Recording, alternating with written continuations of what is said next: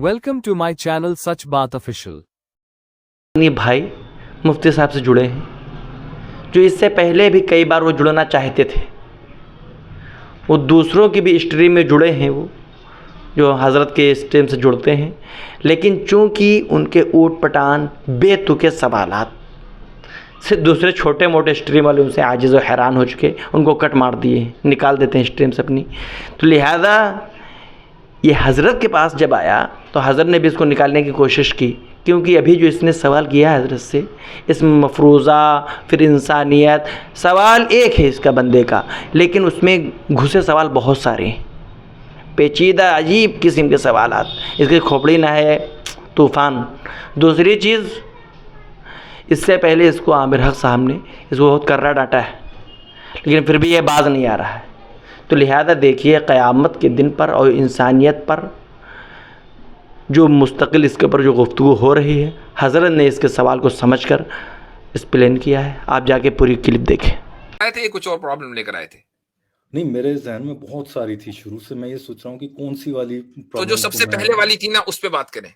जो सबसे पहले वाली थी, पहले वाली तो वो फिर आदम हवा वाली थी, पर मैं अभी उस पे ब्रेक लगा दी कि उससे और ज्यादा बेहतर मिल गई मेरे को। राइट, अच्छा, उससे बहुत बेहतर मिल गई। ठीक है, ओके, ठीक है। चलो, अगर आप कहें कौन सी जो शॉर्ट कोई सी भी कर ले भाई, चलो बेहतर वाली कर ले, बदतर वाली कर ले, आपकी मैं गुजारिश करूंगा नेक्स्ट टाइम जब आऊं तो आप मेरे को थोड़ा पहले ले लें, ताकि फिर इस टाइम मैं हो सकता है कि हल्के से बात करके चले जाऊं, क्योंकि हमारी गुफ्तगू होती थोड़ी लंबी ही होती है। राइट, तो इसलिए हल्के से बात करनी पड़ेगी। चले, तो फिर मैं कौन सी लेके आऊं? फिर ये है, मैं एक कहना चाह रहा था कि जो आपने दलील पेश की थी वो आदम और हवा वाली, कि उस क्या शख्स था, मेरे को नाम नहीं मालूम, जो जिसने आपसे सवाल पूछा कि क्या अगर कोई ऐसी सिचुएशन आए तो इंसेस्ट वाली सिचुएशन में उसने सवाल पूछा था। आपने उसका ये जवाब दिया था कि ये मफरूज़ा जो है ये पॉसिबल ही नहीं है। तो ये मैं आपसे सवाल करना चाहता हूँ कि ये आपने मफरूज़ा जो है ये पॉसिबल नहीं है, ये इसकी क्या दलील? कौन सा मफरूज़ा? कि उसने कहा था कि सारे इंसान खत्म हो जाएं, एक माँ और बेटा रह गए। हाँ, यानी ये एक हाइपोथेटिकल सिचुएशन है। हाँ, कि जिसमें सारे इंसान खत्म हो जाएं और सिर्फ माँ और बेटा रहे और दोबारा इंसानी जिंदगी शुरू हो। क्या ये हाइपोथेटिकली जो सिचुएशन आपने तस्वुर की है, या 1-8% इसका आपने कहा कि ये इम्पॉसिबल है। मैं ये जानना चाहता हूँ कि इम्पॉसिबल नहीं, वो इम्पॉसिबल लॉजिकली मैंने नहीं कहा, बल्कि from the religious point of view, चूंकि वो बंदा रिलीजन में बिलीव करता है। नहीं, रिलीजियस पॉइंट ऑफ व्यू से भी क्यों इम्पॉसिबल है? इसलिए कि इस दुनिया में इंसानियत को दोबारा नहीं शुरू होना है। ऐसा रूल कहाँ से आया? ये रूल कुरान ने दिया है। इस दुनिया में इंसानियत दोबारा नहीं। कहाँ लिखा है? कौन सी आयत में है कि ये दुनिया में अगर दो रहे तो आगे नहीं बढ़ेंगे या बढ़ेंगे या नहीं बढ़ेंगे? ये कहाँ से? अगर सारी इंसानियत, अगर दुनिया, कुरान के हर दूसरे सफ़े पर, क्या पहले सफ़े पर, हर एक सफ़े पर क़यामत का तज़किरा है, और ये है कि इस दुनिया को जब डिस्ट्रॉय कर दिया जाएगा तो क़यामत कायम होगी, और वो क़यामत इस दुनिया में होने वाली नहीं है, तो इस दुनिया में तो इंसानियत नहीं होगी ना। पर ये कैसे तय होगा कि कब क़यामत होगी? ये मुफ्ती साहब, भाई, तो ये किसने कहा है कि हमें पता है कि क़यामत कब होगी? ये तो किसी ने नहीं कहा। बिल्कुल, एग्जैक्टली। तो वो जो दो बच्चे हैं उनको पता है कि नहीं क़यामत होगी या नहीं? ये भी एक आपका इसलिए मफरूज़ा है कि जब, अच्छा मैं एक चीज बताता हूं आपको। हाँ, ये जो इंसान दो बचे हैं, सुनिए, दो बचे हैं। सॉरी सर, चलो मान लिया थोड़ी देर के लिए, क्या इन दो में से किसी एक के ऊपर वही आएगी? अगर खुदा के पास फ्री विल है तो आ भी सकती है। वो तो हमें पता है आ भी सकती है। आएगी कि नहीं आएगी? खुदा ने जो क्या ऐलान किया कुरान के मुताबिक चलना है तो फिर इसमें चलेगा। कुरान के मुताबिक अगर चलना है, चूंकि मैं एक मुसलमान से बात कर रहा हूं था उस वक्त, तो जाहिर है कि मैं इस्लामिक वर्ल्ड व्यू के एतबार से बात करूंगा। अब इस्लामिक वर्ल्ड व्यू पर ही आपको एतराज है, तो मैं आपसे ये पूछता हूं कि कुरान के मुताबिक रसूल अकरम सल्लल्लाहु अलैहि वसल्लम के बाद किसी के ऊपर वही आएगी या नहीं आएगी? नहीं, वो तो कुरान के मुताबिक है, पर क्या अल्लाह कुरान के मुताबिक तो बात हो रही ना भाई।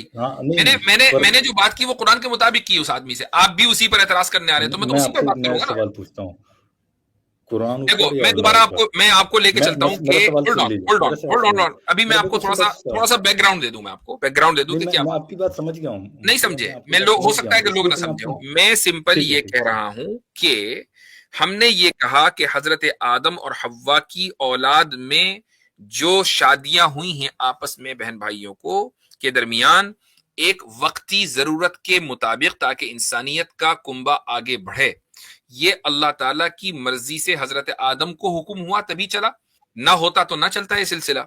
अब अगर हाइपोथेटिकली हम इस चीज को तस्लीम कर लें कि दुनिया में सारे इंसान मर जाएं और एक माँ और बेटा ही जिंदा रहें, तो क्या हम वही उसूल दोबारा लेकर आएंगे? उस उसूल को रीएक्टिवेट और री इन्फोर्स करने के लिए वही की जरूरत है, और वही आएगी नहीं। ठीक है, वो वही आ चुकी है नहीं, आखिर। यही तो इस मैं कह रहा हूँ कि क्यों जी, नहीं आएगी, क्यों नहीं आएगी, ये सवाल है। इसी से पता चला कि सबसे आखिरी सबसे वही आने के बाद अब सबसे इंसानियत को जहां तक पहुंचना था, जितने दिन रहना था रह ली। जब डिस्ट्रक्शन होगा तो सबका होगा, हर नहीं, माँ का होगा और हर बेटे का होगा, ताकि कयामत कायम हो। कुरान ऊपर या अल्लाह ऊपर? दोनों में कोई फर्क नहीं है। अच्छा, बिल्कुल, बिल्कुल फ़र्क नहीं है। और इसी साबित उसूल कर के दो। मुताबिक, क्योंकि पक्की ये पक्की ये इंटरनल क्रिटिक कर रहा है ना, तो इसी उसूल के मुताबिक उन नहीं, माँ मैं और इंटरनली बेटे जो क्रिटिक बचे कर हैं रहा हूँ, ना, मैं बाहर जा ही नहीं रहा वो हूँ, बिल्कुल। नहीं आप मसला जब क्या है, इंटरनल क्रिटिक मसला करें क्या तो है, मैं बिल्कुल इंटरनल बाहर नहीं क्रिटिक जा रहा हूँ। इंटरनल पे ही रहा करें, एक्सटर्नल पे ना जाया करें, या नहीं, कह नहीं, दिया करें मैं बाहर एक्सटर्नल नहीं जा क्रिटिक रहा कर हूँ, रहा मैं अंदर ही ये जो क्रिटिक ये जो अभी आपने कहा ना, ये कुरान समझा ऊपर के अल्लाह ऊपर, ये एक्सटर्नल क्रिटिक है, ये इंटरनल नहीं है नहीं, भाई। ये इंटरनली क्रिटिक है। क्या नहीं, इस पे तो फलसफा ने खुद क्रिटिक किया है, तो मैं उनको कौन तो हमने कब बताऊं? का दफना दिया, आप कहाँ के जिंदा होकर आ गए। अच्छा हम्म। ठीक है, चलिए, ठीक है। तो फिर सवाल ये है कि ये आपने कैसे तय कर लिया कि ये जो है अल्लाह के पास फ्री विल नहीं रही और वो आप चेंज नहीं कर सकता अपने में? ये आपसे किसने कह दिया? ये भी तो हो सकता है ना कि यही उसने यही तो है, फ्री विल यही की तो है, बुनियाद पर तय किया हो कि आखिरी वही मैंने भेज दी है, और ला तब्दील अली कलिमातिल्लाह, अल्लाह ताला की यही तो मैं कह रहा डिक्लेरेशन हूँ में कि कोई आपके तब्दीली पास नहीं होती है। खुदा ने कहा ना कि ला तब्दील अली नहीं, वही कलिमातिल्लाह, तो कह उसने रहा हूँ, उसने पर वो डिक्लेयर तब्दीली कर कर दिया कि ये आखिरी वही है, और उसके डिक्लेरेशन में तब्दीली नहीं होती, क्योंकि तब्दीली का मतलब है कि कहीं ना कोई गलती या ला इल्मी रह गई होगी। खुदा नहीं, अगर सबसे ज्यादा इल्म रखने वाला है, उसके पास नासिक और मुकम्मल इल्म मनसूख है, का भी यही। तब्दीली करने का मतलब ये है डिक्लेरेशंस के अंदर कि खुदा के अंदर ऐब है। नहीं, जब ये तो सारी फिर चीजें नहीं है तो वो तब्दीली क्यों करेगा? नहीं, फिर तो ये नसीख मनसूख वाला भी आप कह रहे हैं कि ये भी तब्दीली हुई है इसमें नहीं, भी। ये किसने कह दिया? नासिख और ये मंसूख वो अल्लाह ताला की तब्दीली नहीं है, वो आपके और मेरे लिए वो तब्दीली है। नहीं, नहीं, नहीं, वही है। कोई चीज़ जो है या तो देखो पहले अब आप यहां से वहां अंतर जंप करके चले गए, जबकि कोई दो अलग अंतर अलग थी, टॉपिक हैं। उसी के लिए बेहतर दो यही ना? अलग अलग टॉपिक हैं, और नासिख और मंसूख के ना, मैं ऊपर जो आपको ये लास्ट बता रहा हूँ स्ट्रीम कि हुई थी, क्योंकि मैंने आप बड़ी किसी तफसील के साथ इसके ऊपर बात की है। आपसे आपने भी क्या अभी ये बात क्यों कही कि कुरान ऊपर के अल्लाह ऊपर? मैं इसलिए कहना चाह रहा हूँ क्योंकि ये जो है आप कह नहीं सकते कि कुरान ऊपर या अल्लाह ऊपर। हमने ठीक तो है? नहीं कहा, ये तो आपको आप ये पूछ रहे मानना थे ही मुझसे। मैं आपको बताऊंगा क्यों, क्योंकि ओ भाई, हमने नहीं कहा, ये आप कह रहे थे। कुरान इज एनकम्पास्ड बाय अल्लाह और नॉट? यस भाई और नो? हमने नहीं कहा कुरान ऊपर, या आपने बोला। आपने क्यों नहीं, बोला? मैं आपसे सवाल पूछ रहा हूँ ना, यही तो पूछ रहा हूँ, मैं बता रहा हूँ तो आपको क्यों। हमने ना तो ये कहा इस अल्लाह ऊपर, कुरान ना ये कहा कुरान ऊपर, हमने मैं कहा दोनों में मैं कोई फर्क ही नहीं है। मैं कह रहा हूँ खुदा अल्लाह जो है वो उसकी जात का नाम है, और कुरान ये खुदा की सिफत है, कलामुल्लाह खुदा की सिफत है। कुरान क्या इटरनल है? बिल्कुल अच्छा, तो नहीं उस है, पे हाँ, नहीं है। तो फिर वो इटरनल है, तो उसमें जो चेंजेस हैं वो कभी नहीं हो सकते हैं। वो सारे किसमें? के सारे जो लिखे हुए हैं, किसमें? नासिक मंसूख जो है वो नहीं हाँ, होंगे फिर तो कभी, नासिख राइट? और मनसूख होने का मतलब ये कहां से हुआ कि वो इटर्नल नहीं है? वो सारे इटरनल पे है, मनसूख होने का मतलब मादूम होना कहाँ है? मतलब वो टाइम पे नहीं चेंज हुए ना, वो वेट, तो टाइमलेस है ना मनसूख होने सारे। का मतलब मादूम होना तो नहीं है ना? मादूम होना समझते हैं? बिल्कुल बताइए। नहीं, आप समझते हैं, आपने कहा बिल्कुल बताइए। बिल्कुल, बिल्कुल का मतलब बिल्कुल समझते हैं, बताइए। बताइए का मतलब नहीं समझते हैं। नहीं, बिल्कुल आप बताइए, बता रहा हूँ, बोल रहा हूँ आप आपको। समझते हैं मादूम होने का मतलब? नहीं, नहीं, मादूम होने का मतलब है पेरिश होना। तो मनसूख होने का मतलब पेरिश होना कहाँ है? ठीक है, पर ठीक है, तो जब ये बात हो गई तो खुदा का कलाम इटर्नल है, और इटर्निटी में जो भी चीज होगी वो पेरिश नहीं होगी। अगर हम किसी आयत को मनसूख मानते हैं तो हम उसको पेरिश वो नहीं चेंज हो मानते। सकती है इटर्निटी में, हम इटर्निटी उसको वाली चेंज हो सकती है। चेंज का मतलब यह है कि उसके ऊपर अमल नहीं होगा, लेकिन वो कलाम अभी भी कलाम है, उसकी हाँ, तो इटर्निटी मतलब में और उसके खुदा के सिफत होने में कोई फर्क नहीं है। नासिक जो हुए हैं वो नासिक नहीं हुए हैं, मनसूख, नासिख नहीं, मनसूख। मनसूख जो हुए, सॉरी, जो हाँ, नहीं है। मनसूख का मतलब ये हुआ कि हमारे लिए अब उस पर अमल करना जरूरी नहीं है, वो एप्लीकेबल नहीं है। लेकिन क्या वो खुदा का कलाम नहीं रहे? ये किसने कह दिया आपसे? वो अभी भी खुदा का कलाम है। चलिए, अच्छा तो इसका मतलब ये है कि अल्लाह का अपनी विल पे कोई कंट्रोल नहीं है इसका ये मतलब नहीं है। जो मतलब आप कह रहे हैं, इसका वो मतलब हरगिज नहीं है। कि उसने अब एक ये बार बात जो कलाम अब ये बात नहीं, साबित हो मेरा गई। पॉइंट ये है, अब ये बात साबित हो गई मेरा बात कि सुनिए। कुरान जो अल्लाह का कलाम है वो इटरनल है कि नहीं, इसको मान लिया आपने? नहीं, मैं बता रहा हूँ आपको क्यों प्रॉब्लम है इसमें। क्योंकि जो अल्लाह ने इटर्निटी से विल कर दिया है, अब उसको वो चेंज नहीं कर सकता, राइट?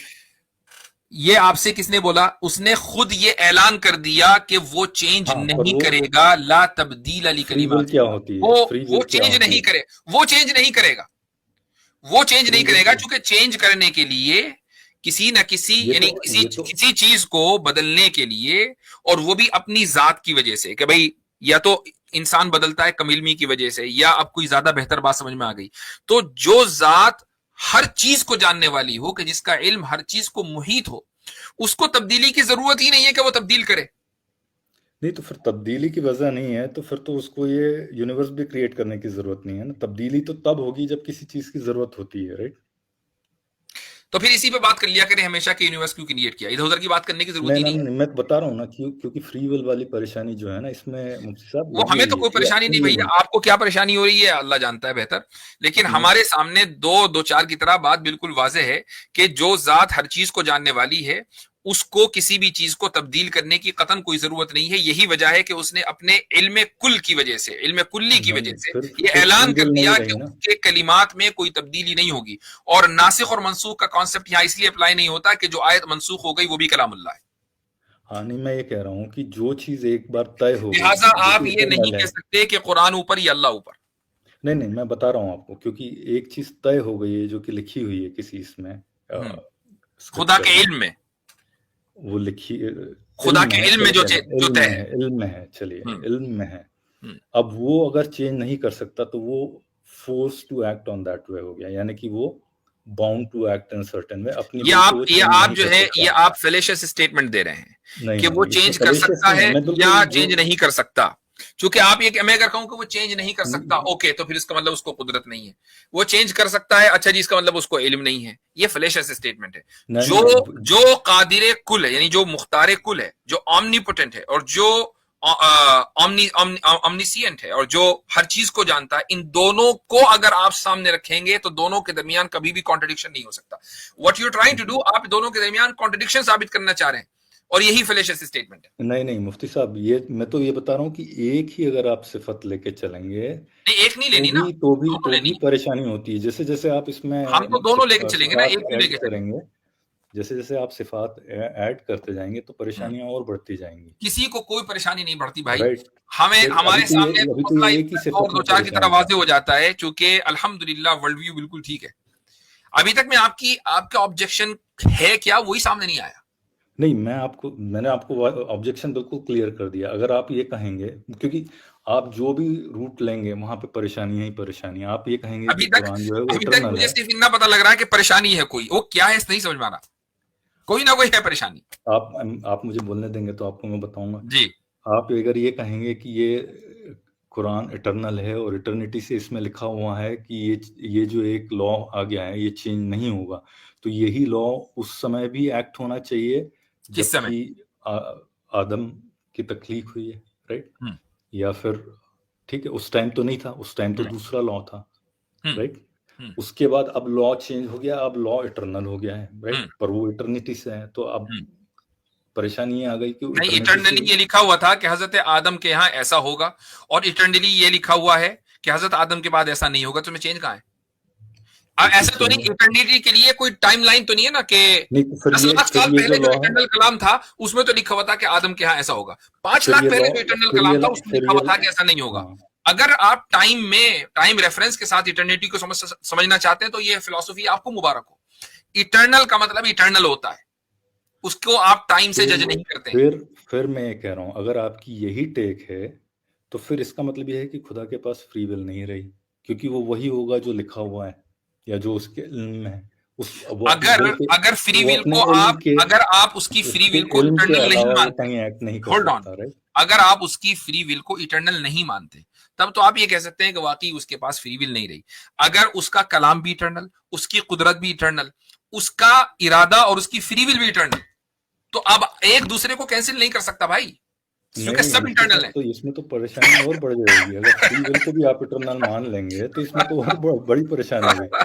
फ्री विल अगर आपका मसला यह है कि आप हर चीज को टाइम के साथ जोड़कर चलते हैं, इसलिए परेशानियां बढ़ रही हैं। मुफ्ती साहब यहाँ पे टाइम की हम खुदा की जात और सिफात को टाइम के साथ जोड़ते ही नहीं है, क्योंकि वो टाइमलेस है। जब वो टाइमलेस है तो हमें कोई परेशानी ना 0% होती, ना 1% होती, ना कभी बढ़ती, अल्हम्दुलिल्लाह, टेंशन ही नहीं है। मुफ्ती साहब टाइमलेस या टाइम की बात हो ही नहीं रही यहाँ पे, उसी की बात हो रही है। इटर्नल उसी को कहते हैं जिसको आप टाइम से नाप नहीं सकते, इटर्नल वही है। एग्जैक्टली, मतलब वो उसके लिए हम अल्फाज नहीं इस्तेमाल कर सकते हैं, पर फॉर द टाइमिंग में इस्तेमाल कर लेता हूँ, हमेशा से है, राइट, हमेशा से। अब ये हमेशा भी गलत है, क्योंकि हमेशा का जो इस्तेमाल होता है वो टाइम के ताल्लुक से ही होता है, राइट। पर फर्ज कर लीजिए हमारी गुफ्तगू नहीं तो ब्रेक डाउन हो जाएगी यहाँ पे, पर वो अगर हमेशा से है तो वो विल जो है वो अपनी विल से तो नहीं ली है उसने बेसिकली, राइट। खुदा की विल खुदा से इंडिपेंडेंट है, खुदा वो विल नहीं कर सकता जो उसकी पहले से विल है, राइट। कितने पहले से? इटर्निटी से। अभी तो आपने कहा पहले से, राइट, वही इटर्निटी से है ना, खुदा इटर्नल है ना। हाँ, वही इटर्निटी से, विल भी इटर्नल है। खुदा की विल जो है खुदा की विल से नहीं आई है बेसिकली, राइट। खुदा की विल से नहीं आई है, तो फिर जो खुदा की विल है वो इटर्नल नहीं हुई, जबकि हम तो मान रहे हैं कि खुदा की विल इटर्नल है। वही तो कह रहा हूँ, खुदा की विल से नहीं आई है, वो एक ऐसी चीज है जो अलग से एग्जिस्ट करती है, it's an external thing too. सिफत का अपना अलग से कोई वजूद नहीं होता, वो कायम बिज़ात, यानी खुदा के साथ कायम होती है, खुदा की जात के साथ सिफत कायम होती है। सिफत का अपना इंडिपेंडेंट वजूद नहीं है, वो क्रिश्चियनिटी वाले मानते हैं या हिंदू मानते हैं। अच्छा, तो फिर इसमें दूसरी प्रॉब्लम आ जाती है, फिर इसमें यूथेफ्रोस डायलेमा आ जाती है, राइट, कि क्या नहीं आता, उसको मैंने कई मरतबा हल कर दिया है, आपने उसका जवाब भी दिया था। वो उसका मैंने जवाब भी दिया है, चलो। हालांकि वो वाहियात किस्म का जवाब है, इसलिए मैंने उसका जवाब देना मुनासिब नहीं समझा, मैं तो उसको हल कर चुका हूँ। ठीक है, चले, मैं आपसे किसी दिन इस बात पे डिबेट कर लूंगा, ठीक है, आप जब चाहें। चले, ठीक है, चलिए, मैं नेक्स्ट टाइम आता हूँ। फिलहाल कोई भी फायदा हो रहा है, अब इंशाल्लाह मेरी बात क्लियर हो गई है। तमाम सिफात इटर्नल है, खुदा की जात इटर्नल है। जो चीज इटर्नल होती है आप उसको टाइम नहीं डाल सकते। आप ये नहीं कर सकते कि खुदा ने अगर कोई चीज डिक्लेयर कर दी तो आगे चलकर वो उसमें तब्दीली नहीं कर सकता, वरना उसके पास फ्री विल नहीं है। क्योंकि आगे चलकर तब्दीली करने का मतलब ये है कि उसका इरादा इटर्नल नहीं है, जबकि उसका इरादा इटर्नल है। तो ना आगे चलकर न पीछे चलकर ये अल्फाज ही गलत है खुदा के लिए। तो फिर मुफ्ती साहब यहाँ फिर परेशानी आ जाएगी कि क्या कोई परेशानी नहीं आई है, क्या इरादा उसकी विल के ऊपर है या उसकी विल उसके इरादे के ऊपर है।